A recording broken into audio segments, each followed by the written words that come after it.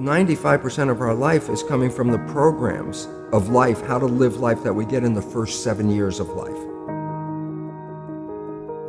That's why poor people stay poor and rich people stay rich. The movie The Matrix is not science fiction. It's a documentary.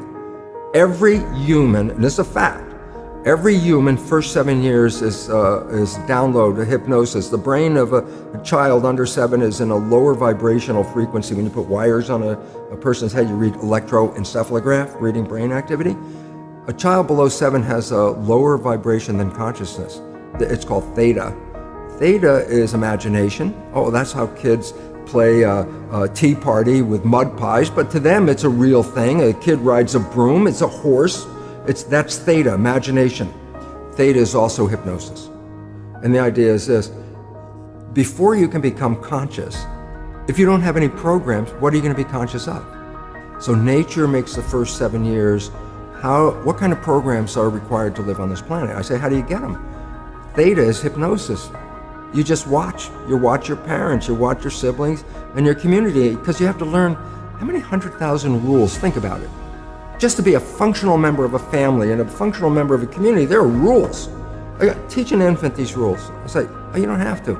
First 7 years, they observe it and just download it. Look, this is not new. I mean, there's the famous book, Rich Dad, Poor Dad. Sure. And basically said you come from a poor family and you could struggle your whole life and try to get rich, but you're not going to make it. And if you come from a rich family, you could be stupid your whole life and make it. Not because it was thinking, but it was unconscious behavior that was downloaded from rich families into kids, which is unconscious. So they're making the right moves unconsciously.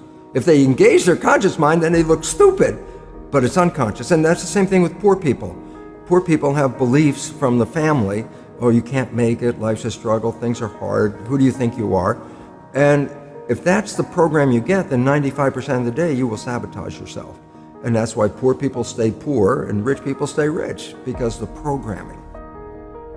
95% of our life, this is a fact, comes from those programs in the subconscious.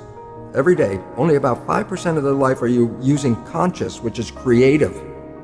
5%. So your life is being lived, even though you think you're living your life. Exactly, and you don't see it because it's called subconscious, below conscious. And the Jesuits, for 400 years, they were boasting. People didn't understand. They say, give me a child until it's 7 and I will show you the man. They've been saying that for 400 years because they knew 7 years was the program period. And 95% of your life after that will be whatever that program is. So you don't have to try and think about what happened. I just say, look at your life. The things you like that come into your life come in because you have a program that supports them. But anything you struggle with, work hard at, put a lot of effort into making it happen, why you're working so hard, inevitably, you have a program that doesn't support that conclusion and you're trying to override the program. So you don't need to do a lot of shrink and psychology stuff. You just look at your life and say, where am I struggling? Because wherever you're struggling, inevitably it's a program in your subconscious that does not support that destination you've been looking for. The conscious mind is creative and can learn in any number of ways. Read a self-help book, go to a lecture, listen to this program, and conscious mind's going to get some awareness. And I go, yeah, but subconscious mind doesn't learn that way. I go, right, it doesn't. Subconscious mind learns in 2 fundamental ways naturally. Hypnosis, which is the first 7 years. And after age 7, how do you put new programs in? Repetition, practice. You want to drive a car, you didn't learn how by just getting in the seat and put the key in. You had to practice driving the car. You want to learn the alphabet. How many times did you go from A to Z? Try to go to A to Z before you can complete it. And once you completed it, you didn't have to go back and do it again. So 2 phases. You want to train the subconscious mind, hypnosis, repetition. I like the last one because there's a new phrase that's bandied about called fake it till you make it.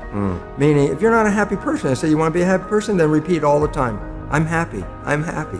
I say, well, you don't look happy or anything. I say, no, who am I talking to? By repetition, I'm talking to subconscious. Okay. If subconscious gets, I am happy, and 95% of your life comes from that subconscious, there will be a point once the subconscious got, I am happy, you don't have to say it again. Okay. It'll be automatic. And that's why we see people do affirmations and gratitude journals and stuff, because if you do that daily, It's repetitive, and that's the secret part. Putting a sticky note on the refrigerator is more like a suggestion, but it's not a repetition. So it doesn't work very well. But you have to do, repetition is a habit. It's making habit. So you got to do something religiously in the sense of repeating it to make it work.